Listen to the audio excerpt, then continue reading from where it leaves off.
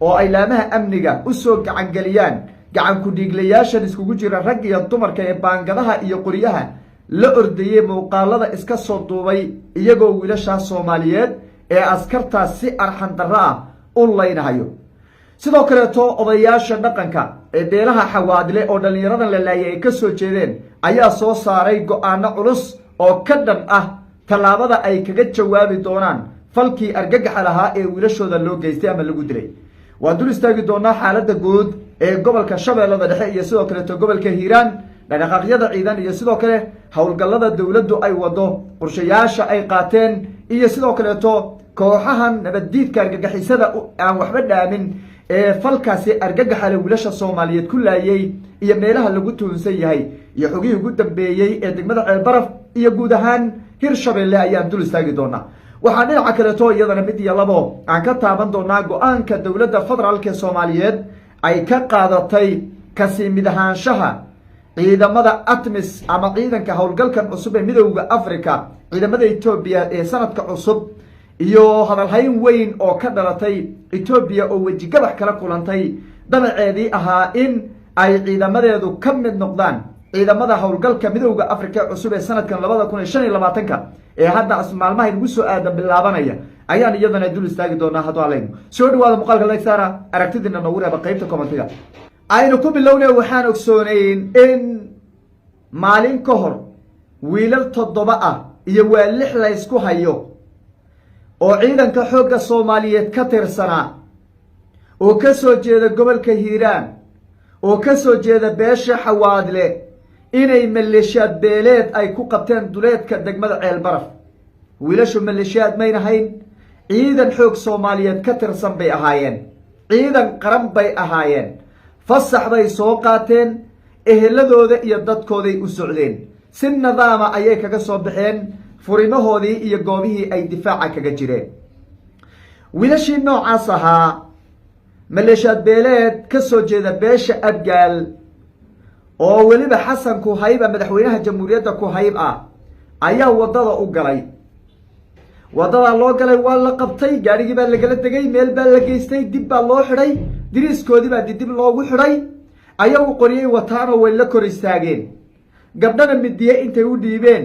ayay dhaheen gelgeliya. arba haddana video aqli xumada video ma haddana la duubaya. bal adigu cadaawadda intay leegtahay eeg, damiir xumada eeg, waraway islaamnimadii, waraway bini'aadamnimadii,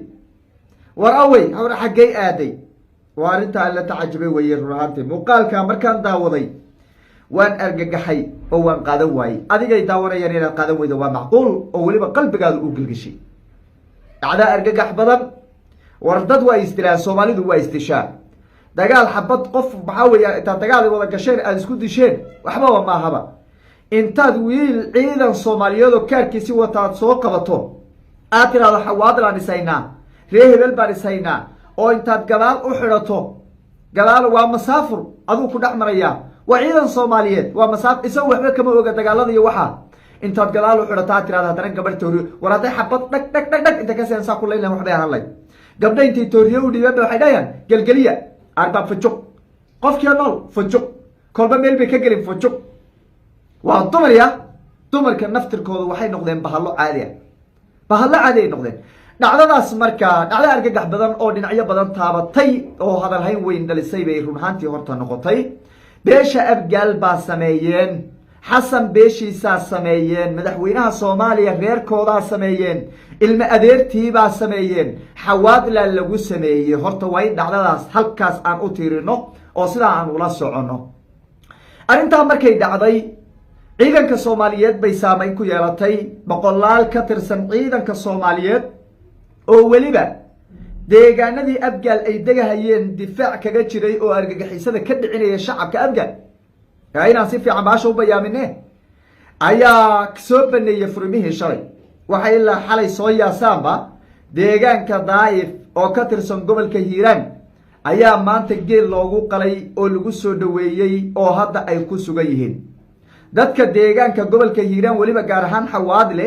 go'aano culus bay soo saareen. ilaa iyo habeen hore shirar baa socday odayaasha dhaqanka iyo bulshada qaybaheeda kala duwanba. waxaa go'aan lagu gaadhay inaan waxa weeye laga sii aamusi doonin meeshana dowladi aysan jirin xawaadlana tallaabo ay ka midaysan yihiin ay qaadi doonaan ilaahay horta waxaan ka rajaynaynaa dhiig lagu gudayo waa faa'iido tari maxaye haddaanan iyagii gacanta geliyey waxa weye gacanta geystay aan la soo qabanine ilaahay horta waxaan ka rajaynaynaa in colaadaasi uu damiyo haddii aad xawaadla intay duulaan kuwo kale oon dhacdadaaba waxba ka warqabin oo abgaal ah ay gab iyagana kasoo siiyaan dee maxaa la faa'iiday wax la faa'iiday ma jiro marka ilaahay waxaan ka rajaynaynaa horta inuu colaadaas uu damiyo muddo badan bay soo noqotay abgaal iyo xawaadle ahay dhinacyo badan isku qabteen ilaahay horta waxaan ka rajaynaynaa ummadda soomaaliyeed inuu kala qaboojiyo ayaan allah ka baryaynaa xawaadle go-aan bay gaadheen tallaabaan qaadaynaa bay dheheen lama oga ma halkii baa lagu duuli ma ceelbaraf baa lagu duuli ma jawhar baa lagu duuli ma meel kalea lagu duuli lama garanayo xawaadle waxay dheheen annaga tallaabo lama arag baa layidhi lama maqal baa layidhi laba arag ah ayaan qaadaynaa bay dheheen odayaasheeda dhaqankana intaasay waxa weeye isla qaateen shirar baana socdo weli ay ku jiraan dhinacan dowladda federaalku tallaabooyin adag bay qaadeen shalay waxaa jawhar soo gaadhay taliyaha ciidanka lugta xoogga soomaaliyeed iyo taliyaha nabad sugidda iyo sirdoonka qaranka soomaaliyeed ayaa halkaasi soo gaadhay iyo weliba saraakiil kale howlgalla ilaa iyo xalay ka socday oo la waday ilaa iyo haddana waa socdaay oo taliyaha ciidanka lugta iyo weliba nabad sugiddaba waxay xalay ku baryeen intay jawhar shirar ka qabteen bay ka duuleen xalay duleedka ceelbaraf bay ku dheelmadeen ilaa iyo haddana waxaa lai xaqiijiyey inay halkaa ku sugan yihiin waxay halkaa shirar kuleeyihiin odayaashii dhaqanka ee deegaanka ceelbaraf oo dhacdadan foosha xun ee argagaxale ay ka dhacday waxaa amar lagu siiyey odayaashu inay soo saaraan gacan ku-dhiglayaashaasi dhibaatada geystay hadday soo saari waayaan tallaabo ay iyagu qaadayaan oo cidday hadhow waxgaadhaanna aan loo qabsanayn inay qaadi doonaan ciidanku ay lagu fasixi doono duurka waxay arkaana madaxa ay ka toogan doonaan odayaashii way iska daba wareegeysanayaan hadda waa qaade iyo qariye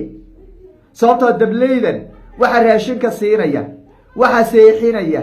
waxa weeye daawada u geynaya waxa dhaawicinaya waxa xoolaha usoo uruurinaya waa odayaasha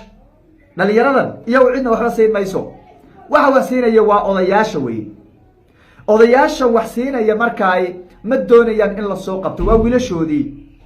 way qarinayaan midda labaad dhalinyaradan iska badaaba wiilasha naagahan midiyaha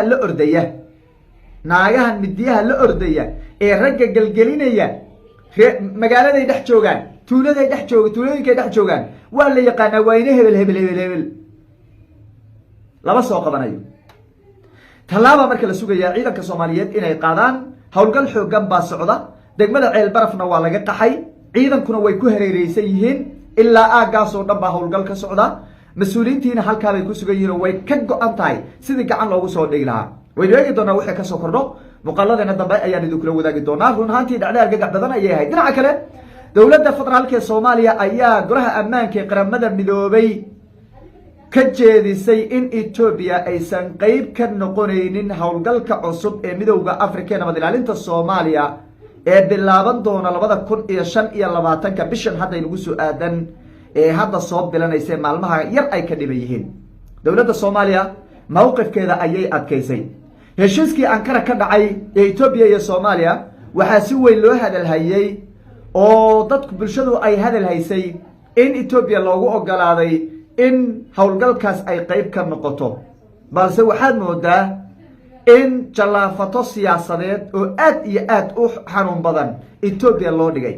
etoobiya naftarkeeda waxay isku diyaarinaysay in howlgalka loo ogolaan doono oo ciidankeedu ay kasii mid noqon doonaan laakiin halkaas khiyaamo siyaasadeed baa horta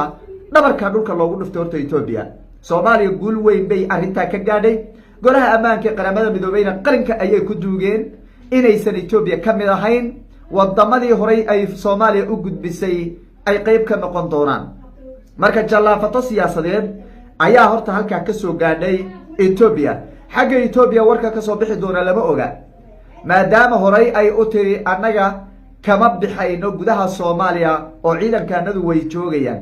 ciidan 6,000 ku dhowaad lagu qiyaasana soomaaliya ay ka joogaan laakiin lama garanayo go-aanka ay qaadan doonaan dowladda federaalkuna horay bay waxay u tiri etoobiya waa inay sida ugu dhaqsiyaha badan ay uga baxdo gudaha soomaaliya oo gebi ahaanba ay ciidankeeda ku celiso dalkeeda. iyaguna horey bay u diidanayeen annaga ciidankaanadu kama baxayaan oo Soomaaliya ummadda Soomaaliyeed bay wax u hayaan. ilaa iyo dhowr iyo 10 saldhig oo ciidanka Itoobiya ay ku sugan yihiin ayaa waxaa la sheegay in sida ugu dhaqsiyaha badan ciidanka 12,000 ee ATMIS inay bedeli doonaan oo ay buuxin doonaan goobahaas ama ATMIS ayna dhinaca UNISOM ee cusub magacii waa laga bedelay. si kastaba dowladda mowqifkaasi ay qaadatay ummadda Soomaaliyeed aad iyo aad bay u soo dhaweysay oo waxa weeye falcelinta ay ka sameeyeen ayaa noqotay mid lagu soo dhaweynayo mowqifkaas oo gabi ahaanba meesha looga saarayo ciidanka Itoobiya ee ku sugan gudaha dalka Soomaaliya. waynu eegi doonaa wixii ka soo kordhay muuqaaladena dambe ayaan idin kula wadaagi doonaa haddii